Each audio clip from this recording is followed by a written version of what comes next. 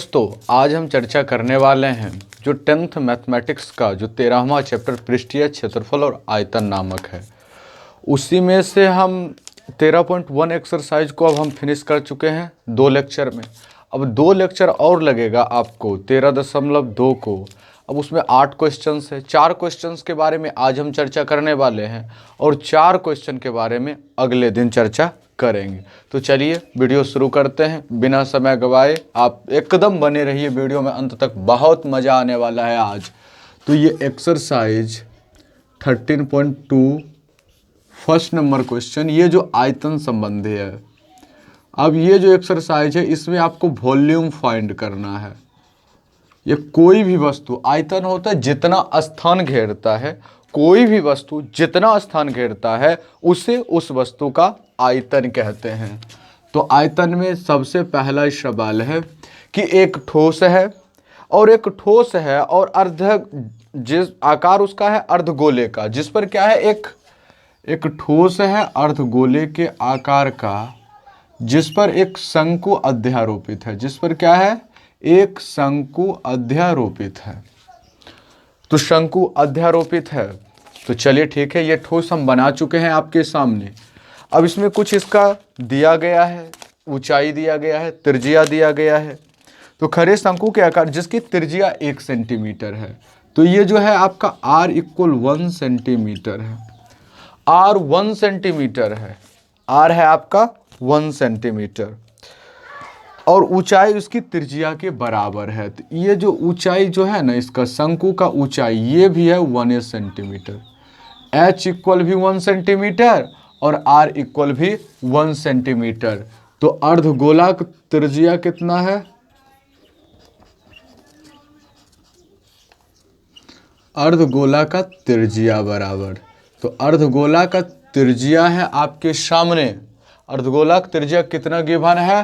1 centimetre given है। इसके साथ साथ आपका शंकु का त्रिज्या है, शंकु का त्रिज्या ये भी 1 सेंटीमीटर और शंकु का ऊंचाई भी 1 सेंटीमीटर ही है। तो जो चीज पहले गिवन था हमने उसको लिख लिया है। अब ठोस का आयतन निकालना है, तो लिखेंगे ठोस का आयतन बराबर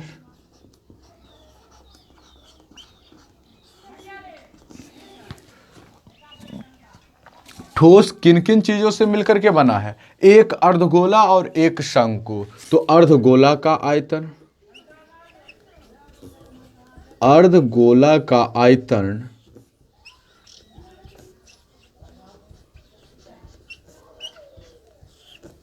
प्लस शंकु का आयतन, जो चीजों से बना हुआ है मिलकर के उसको लिख देंगे। और इसका जो ठोस का आयतन आना चाहिए वो पाई के पदों में। तो पाई का वैल्यू दूसरा कुछ नहीं रखना है। तो अर्धगोला 2/3 πr³ होता है और इसका शंकु का आयतन 1/3 πr³ होता है। दोनों का आयतन आपको अब मालूम चल ही गया है। इसका 2/3 अब है 2/3 πr³ और 1/3 πr² होता है और इसका h होता है। इसका क्या है? अब शंकु का आयतन होता है 1/3 πr² h होता है। तो मालूम आपको अब चल ही गया है। 1/3 पाई कॉमन ले लेते हैं, तो इसमें क्या बचेगा? 2r³ प्लस 2r³ प्लस इसमें बच जाएगा आपको r² h बच गया। तो 1/3 पाई 2 × 1³ प्लस 1 का स्क्वायर × 1। ये चीज़ आपके सामने मालूम आ गया है। 1/3 पाई, इसका क्या होगा? 2 + 1, 2 + 1 होगा तो 3 हो गया। 1/3 पाई × 3, 3 कैंसिल, ये हो गया पाई सेंटीमीटर³। तो ठोस का आयतन क्या निकल के आया? ये जो दीप के आकार का ठोस आपका था उसका आयतन निकल के आ गया पाई सेंटीमीटर³। इसमें क्या था? एक अर्धगोला था, जिस अर्धगोला पर शंकु अध्यारोपित, जिस अर्धगोला पर शंकु अध्यारोपित था। तो इस दोनों को सबसे पहले हमने अर्धगोला का त्रिज्या लिख लिया, शंकु की त्रिज्या, शंकु की ऊंचाई। तो ठोस का आयतन, ठोस किस किस से मिलकर के बना हुआ था? अर्धगोला और शंकु। तो अर्धगोला का आयतन तो होता है 2/3 पायर क्यूब, शंकु का आयतन 1/3 पायर स्क्वायर h होता है। तो 1/3 पाई पाई कॉमन आ रहा था, हमने कॉमन ले लिया, 2r³ प्लस r² h। वह आर का वैल्यू 1 था, हमने 1 रख करके इसको सॉल्व किया, पाई सेंटीमीटर क्यूब निकल करके ठोस का आयतन आया। अब है सेकेंड नंबर क्वेश्चन है। सेकेंड नंबर क्वेश्चन क्या कहता है, जरा देखते हैं। सेकेंड नंबर क्वेश्चन कहता है, एक इंजीनियरिंग विद्यार्थी रचेल है। तो रचेल को एक नक्शा बनाने के लिए कहा जाता है। उसको एक एल्युमिनियम का पत्थर दिया जाता है, एक एल्युमिनियम का सीट दिया गया, जिस पर क्या मॉडल बनाने के लिए, जिससे कोई चीज़ है, घर एक मॉडल है, किसी भी चीज़ का मॉडल बनाने के लिए कहा गया। तो कहा गया तो एक ऐसा बेलन का आकार का है जिसके दोनों सिरों पर 2 शंकु जुड़े हुए हैं। तो अब देखिए यहाँ पर अगर एक बेलन के आकार का फिगर बनावे, तो बेलनाकार फिगर है, बेलन के आकार का फिगर है। तो इस प्रकार है कि दोनों सिरा पर एक एक शंकु जुड़ा हुआ है। तो दोनों सिरा पर हमने इसका एक एक शंकु लगा दिया है। तो चलिए आगे क्या दिया गया है, इस मॉडल का व्यास 3 सेंटीमीटर, मतलब इसका जो व्यास है, व्यास 3 सेंटीमीटर है, और इस मॉडल की ऊंचाई है आपका 12 सेंटीमीटर। ऊंचाई टोटल है इस मॉडल का 12 सेंटीमीटर। तो ये भी आपको मालूम चल गया है। और इसमें एक चीज़ और बता दिया, ये छोटा शंकु है ना, तो इसकी ऊंचाई है 2 सेंटीमीटर, इस छोटा सा शंकु का भी ऊंचाई है 2 सेंटीमीटर। ये चीज़ आपको गिवन है। तो पहले देखिए, कोई भी आप क्वेश्चन सॉल्व करना चाहते हैं उसको पहले 1 बार 2 बार क्वेश्चन को ठीक से ढंग से पढ़िएगा। जब क्वेश्चन पढ़िएगा तो आधा क्वेश्चन वहीं सॉल्व हो जाता है, पूरा पूरा अगर क्वेश्चन समझ गए आप तो आधा क्वेश्चन समझिए आपका सॉल्व हो गया। तो ये बात आपके सामने हाजिर हो गया, हर चीज़ मालूम है। तो सबसे पहले हम क्या लिखते हैं, तो बेलन की त्रिज्या, तो बेलन की त्रिज्या क्या है आपके सामने, जो जो चीज़ गिवन होता है उसको हम लिख लेते हैं।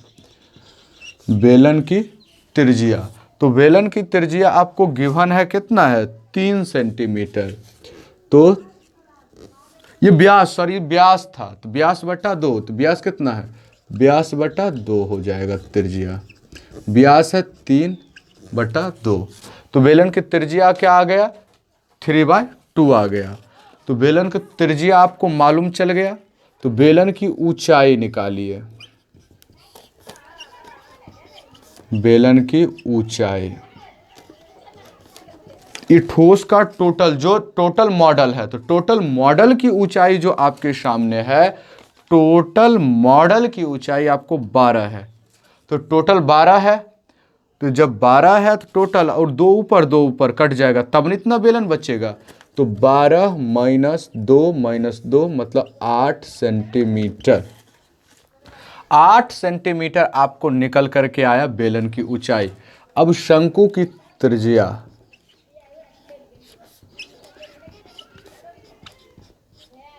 शंकु की त्रिज्या, तो शंकु की त्रिज्या आपको गिवन है कि वो जितना बेलन की त्रिज्या है उतना ही है शंकु की त्रिज्या। तो 1.5 सेंटीमीटर या 3/2 सेंटीमीटर।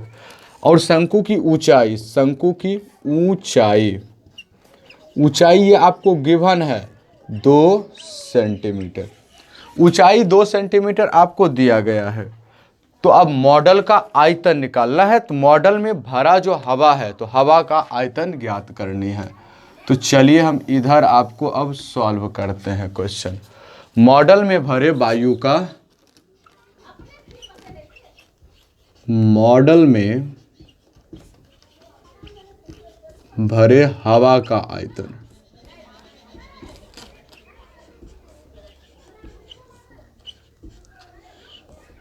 हवा का आयतन, इसमें 2 चीज है, तो एक बेलन है और दो शंकु है, तो दोनों का आयतन को ऐड कर दीजिएगा, आपको निकल करके आ जाएगा जो हवा, जो मॉडल के में भरा हवा है वो निकल करके उसका आयतन आ जाएगा। तो यहां लिखिएगा बेलन का आयतन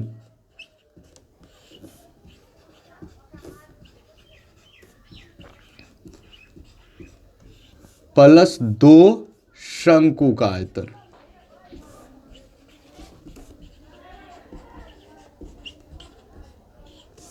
तो बेलन का आयतन कितना है? तो बेलन का आयतन होता है पाई आर स्क्वायर एच, और बेलन के आयतन में ही जब 1/3 से मल्टीप्लाई कर दिया जाता है तो शंकु 2 गुना 1/3 पाई आर स्क्वायर एच। तो दोनों में देखिए क्या क्या चीज मिलता है, तो पाई पाई मिल रहा है तो पाई कॉमन लीजिए, आर स्क्वायर दोनों में इक्वल है तो आर स्क्वायर कॉमन ले लीजिए, एच इसको 1 मानिए, इसको H2 मानिए, तो इसमें बचा H1 प्लस, अब इसमें क्या बच गया, 1/3 तो लिए नहीं है, तो ये बचा 2/3 और इंटू H2 बचा है, तो बच गया है। तो पाई की वैल्यू कितना 22/7, आर की वैल्यू क्या निकल के आया है तो 3/2, तो आर की वैल्यू 3/2 है। और H1 की वैल्यू कितना है, तो H1 कहने का मतलब हो गया बेलन का, तो बेलन का है आपका, बेलन का निकल करके आ गया है 8, तो 8 प्लस 2/3 गुना 2, 2/3 गुना इसका हाइट कितना है 2 सेंटीमीटर है, तो 22/7 इंटू 3/2, अब इंटू इसका क्या होगा 8 प्लस 4/3, 8 प्लस 4/3, तो 2 11 जा, अब 22 हो जाएगा, अब 11 3 जा 33/7 इंटू इसको आप क्या कर दीजिए फ्रैक्शन कर दीजिए 3, और ये हो जाएगा 8 3 24 प्लस 4, इसको भी ब्रैकेट में ही रखिए, 33/7 इंटू 28/3 हो जाएगा, ये 4 हो जाएगा, और ये 11 बार में ये 44 सेंटीमीटर क्यूब। तो आपका मॉडल में जो हवा भरा जाएगा वो 44 सेंटीमीटर क्यूब आएगा। मॉडल में भरा जाने वाला हवा का आयतन निकल करके आ गया 44 सेंटीमीटर क्यूब। अब है तीसरा क्वेश्चन, क्या कहता है, अब गुलाब जामुन है, तो गुलाब जामुन तो खाने में बहुत ही आप लोगों को भी मज़ा आता होगा, बहुत लोग बहुत पसंदीदा है। तो ये बात है, तीसरा है गुलाब जामुन वाला क्वेश्चन सुन कर के ही लोगों के मन में पानी आने लगता है। तो एक गुलाब जामुन है, तो चलिए हम गुलाब जामुन बनाए दे, थोड़ा मोटा तगड़ा गुलाब जामुन बनाता है। तो गुलाब जामुन है, तो कहता है इसके जो भी आयतन आएगा उसका 30% इसमें चीनी डाला गया है, तो चीनी है तो चाशनी लगता है जी गुलाब जामुन के लिए, तो जिस इतना जो आयतन आएगा उसमें 30% एक में डाला गया है। तो उसके बाद कहता है कि 45 गुलाब जामुन है, और प्रत्येक गुलाब जामुन एक बेलन के आकार का है, जिसके दोनों, तो यहाँ पर इस साइड भी और यहाँ पर भी देखिएगा तो लगेगा कि आपको एक एक लगेगा, दोनों साइड आपको एक एक अर्धगोला जुड़ा हुआ है, दोनों साइड एक एक अर्धगोला जुड़ा हुआ है, और बीच में जो है आपका क्या है जी, ये बेलन की ऊंचाई, बीच में बेलन लगा हुआ, दोनों साइड अर्धगोला जुड़ा हुआ है। तो ये बात आपको क्लियर हो गया। और इसकी लंबाई 5 सेंटीमीटर और व्यास 2.8 सेंटीमीटर है। तो इसका जो यहाँ से यहाँ तक जो व्यास है 2.8 सेंटीमीटर, अर्धगोला का भी व्यास और बेलन का भी व्यास, और इसका जो ऊंचाई टोटल जो लंबाई है, तो लंबाई आपको 5 सेंटीमीटर है, लंबाई भी आपको दिया है कि 5 सेंटीमीटर है, और व्यास इसका 2.8 सेंटीमीटर है। तो शंकु का व्यास बराबर, अर्धगोला का व्यास बराबर आपका एक और जो है इसमें बेलन, तो बेलन का व्यास, तो यहां लिखेंगे बेलन का व्यास बराबर, बेलन का व्यास बराबर अर्धगोला का व्यास।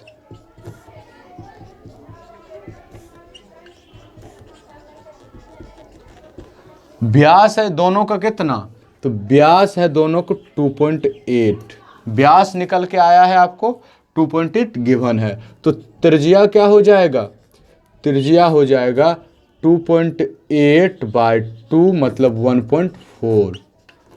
तो त्रिज्या कितना निकल के आ गया आपको जी, 1.4 त्रिज्या आपके सामने निकल करके आ चुका है। तो चलिए ये जो आयतन वाला पोर्शन है यहाँ से, तो इसको फर्स्ट वाला को हम थोड़ा सा साफ कर रहे हैं। तो अब 2 क्वेश्चन तो आपका सॉल्व हो ही चुका है और तीसरा क्वेश्चन हम आपको इस सामने सॉल्व कर ही रहे हैं। तो इसके बाद एक क्वेश्चन और बच जाएगा आपको, जिसको हम सॉल्व कर करके आज का सेशन यहीं पर समाप्त करेंगे।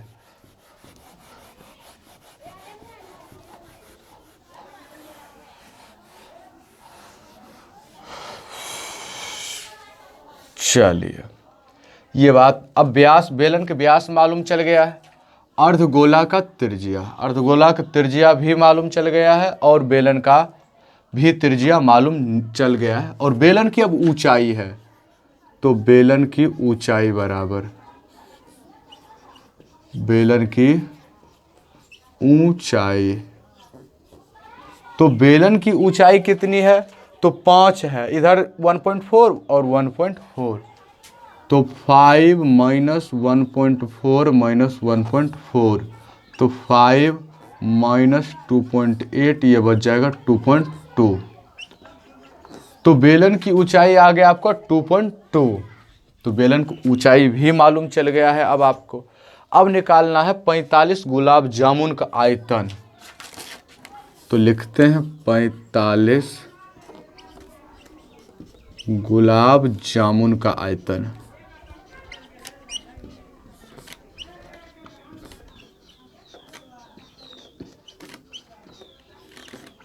पैंतालीस गुलाब जामुन में, अब गुलाब जामुन किन किन चीज़ों से जुड़ा हुआ है, 2 अर्धगोला है, तो 2 अर्धगोला, 45 हाथ पहले 45 से मल्टीप्लाई कर दीजिए। अब 2 अर्धगोला और 1 बेलन, तो बेलन का आयतन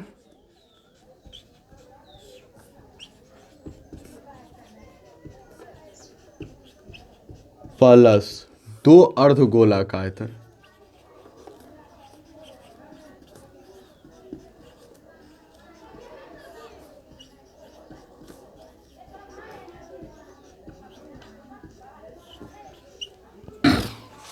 बेलन का आयतन प्लस 2 अर्धगोला का आयतन। तो 45 है, 45 मल्टीप्लाई तो करना ही होगा। इसके साथ साथ बेलन का आयतन आपको मालूम करना है। बेलन का आयतन होता है pi R square H, pi R square H, और 2 इंटू, अब अर्धगोला, 2 अर्धगोला का आयतन क्या होता है, तो 1 अर्धगोला का आयतन होता है 2/3 पाई आर क्यू, तो उसमें 2 मल्टीप्लाई कर देंगे, 2 अर्धगोला निकल जाएगा। चलिए 45 है 45, आर का वैल्यू दोनों के लिए बराबर है, तो पाई आर कॉमन आ जाएगा, पाई आर स्क्वायर कॉमन ले लेते हैं, पाई आर स्क्वायर कॉमन, इसमें बचा एच, इसमें बचा आर, एक में बचा एच, दूसरा में बचा आर। और एक बात और है जी, इसमें आर ही नहीं बचा है, सिर्फ पाई आर स्क्वायर कॉमन लिया गया और 4/3 भी बचा है, तो क्या बचा, 4/3 आर बचा है, 4/3 आर को भी हमने लिख दिया। अब है 45 इंटू 22/7, आर की वैल्यू कितना है, तो आर की वैल्यू है 1.4 इंटू 1.4, एच कितना निकल करके आया है 2.2, ये जो बेलन का, ये बेलन का 2.2 निकल के आया था, प्लस 4/3 इंटू 1.4, 4/3 इंटू 1.4, तो ये बात हो गया। तो चलिए फिर से हम 45 इंटू 22/7 इंटू 1.4 इंटू 1.4, अब 2.2, तो इसको क्या हो जाएगा 2.2 प्लस, अब है ये 5.6 हो जाएगा बाय 3, 5.6, ये कुछ नहीं तो 1 है, इसको 2 से मल्टीप्लाई कर दीजिए, 0.2 हो जाएगा। तो ये 45 इंटू 22 इंटू, अब ये हो जाएगा 0.2 इंटू 1.4, और ये क्या हो जाएगा आपका 3, और ये 6.6 प्लस 5.6, 6.6 प्लस 5.6 निकल करके आ जाएगा। 45 इंटू 22 इंटू 0.2 इंटू 1.4 और इंटू इस दोनों को ऐड कीजिए तो ये होगा 2, 6 5 11, एक 12, मतलब 12.2/3। तो 3 से इसको डिवाइड कीजिए, ये 15 हो जाएगा। तो निकल करके अब देखिए आप नॉर्मल स्थिति में आ चुका है। 15 इंटू 22 इंटू 0.2 इंटू 1.4 इंटू 12.2, 12.2। अब है 30% चीनी का आयतन, 30% चीनी का आयतन। तो 30% चीनी, तो प्रतिशत ये इतना आया है, इसको दोनों को मल्टीप्लाई यहाँ पर पहले कर लेते हैं। तो ये हो जाएगा 15 दूना 30, 15 दूना 30, 3 33 इंटू, अब इस सब को ऐसे ही लिखते हैं 0.2 इंटू 1.4 इंटू 12.2, ये है। उसके बाद 30/100, 30/100, 100 हो गया। 1 0 से 1 0 ये कट गया, 1 0 से 1 0 ये कट गया। यहाँ तक आपको बात क्लियर हो गया होगा। उसके बाद चलिए हम यहाँ से मल्टीप्लाई करके लिखना शुरू करते हैं। 33 इंटू, अब 2 से मल्टीप्लाई कीजिए, 66, मतलब 6.6 इंटू 1.4 इंटू 12.2 और इंटू 3 भी हो जाएगा आपके सामने। तो चलिए पहले इस दोनों को मल्टीप्लाई कर लेते हैं। तो ठीक है, इसको भी कर देते हैं। आपको 66 और 14 को मल्टीप्लाई कीजिए, अब 84 हो जाएगा और 84 हो जाएगा। 4 हो गया, 2 हो गया, ये हो गया 9.24, ये हो गया आपका 9.24 और इंटू इसको 2 तिहाई 6, 12 तिहाई 36, 2, अब 12 तिहाई 36, मतलब ये हो जाएगा आपका 36.6। ये दोनों को मल्टीप्लाई अब कर देना है। तो ये दोनों को मल्टीप्लाई करके कितना आएगा वो भी कर देते हैं। 924 और ये हो जाएगा आपका 366, ये 6 चौक 24, 6 दूना 12, 2 14, हाँ अब कैरी 1 हो गया, 9 छक 54, 54 और एक हो जाएगा आपका 55, ये भी 5 5 4 4, तो 4 तिहाई 12, 3 दूना 6, 1 7, 9 तिया 27, 1 28, 4 8, 9 2 11, 10 7 17, 1 18, 8 5 13, 14, 2 1 3 और कितना 2 3, 1 2 3, मतलब इसका आएगा 348 दशमलव हो जाएगा 184 सेंटीमीटर क्यूब। तो 30% चीनी का आयतन कितना आ गया, 348.184 सेंटीमीटर क्यूब निकल करके आपके सामने आ गया है। ये तीसरा नंबर क्वेश्चन भी आपके सामने अब सॉल्व हो चुका है। गुलाब जामुन एक था कि एक गुलाब जामुन था जिसमें जो एक बेलन के दोनों सिरा पर दो अर्धगोला लगा हुआ था, तो उसका बेलन का व्यास और अर्धगोला का व्यास बराबर था, तो त्रिज्या भी इक्वल आया। तो हमने उसके बाद बेलन की ऊंचाई भी ज्ञात कर ली, तो बेलन की ऊंचाई 2.2 आ गया। तो 45 गुलाब जामुन था, 4500 गुलाब जामुन का आयतन निकाले तो आयतन इतना आया। उसके बाद उसमें 30% चीनी था, तो इस आयतन गुलाब जामुन के आयतन का 30% निकाल दिए, तो 30% चीनी का आयतन, तो चीनी का आयतन निकल करके आपके सामने आ गया 348.184। तो एक और क्वेश्चन आपके सामने अब बचा हुआ है और उसको भी हम सॉल्व करते हैं।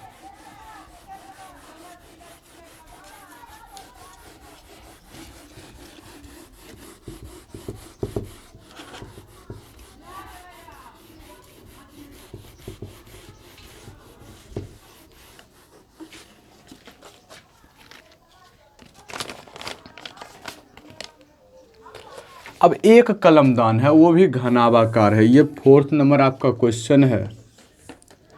एक घनाभ के आकार का कलमदान है, तो इस प्रकार का घनाभ आपको देखने को मिल जाएगा। तो इस प्रकार का घनाभाकार है और इसमें कलम रखने वाला बना हुआ, वो भी एक दो तीन चार शंकुआकार है, शंकु के आकार का है।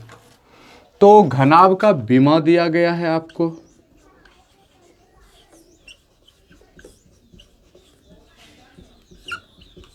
घनाभ का विमा है आपके सामने गिवन है 15 है, 10 है और 3.5 है। तो 15 जो सबसे बड़ा होता है वो L होता है, उसके बाद जो होता है वो B, उसके सबसे जो छोटा होता है वो H होता है। तो आपको इसमें L भी मालूम है, B भी मालूम है और H भी मालूम है। L B H तीनों आपको गिवन है घनाभ की विमा में। और उसके बाद शंकु का भी गिवन है। शंकु है जो शंकु की त्रिज्या 0.5 सेंटीमीटर। तो लिखते हैं शंकु की त्रिज्या 0.5 सेंटीमीटर। और शंकु की गहराई मतलब ऊंचाई, तो गहराई है आपका गहराई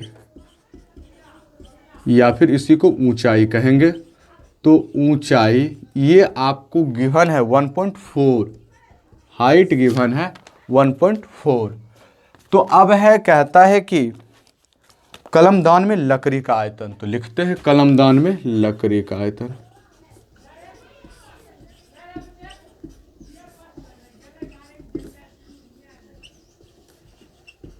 लकड़ी का आयतन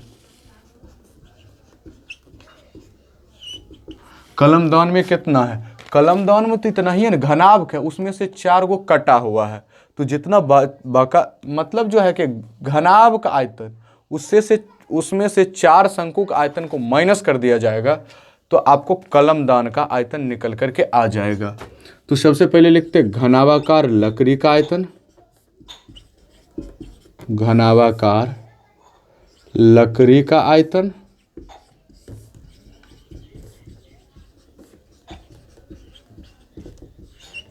माइनस 4 शंकु का आयतन, 4 शंकु का आयतन, 4 शंकु का आयतन।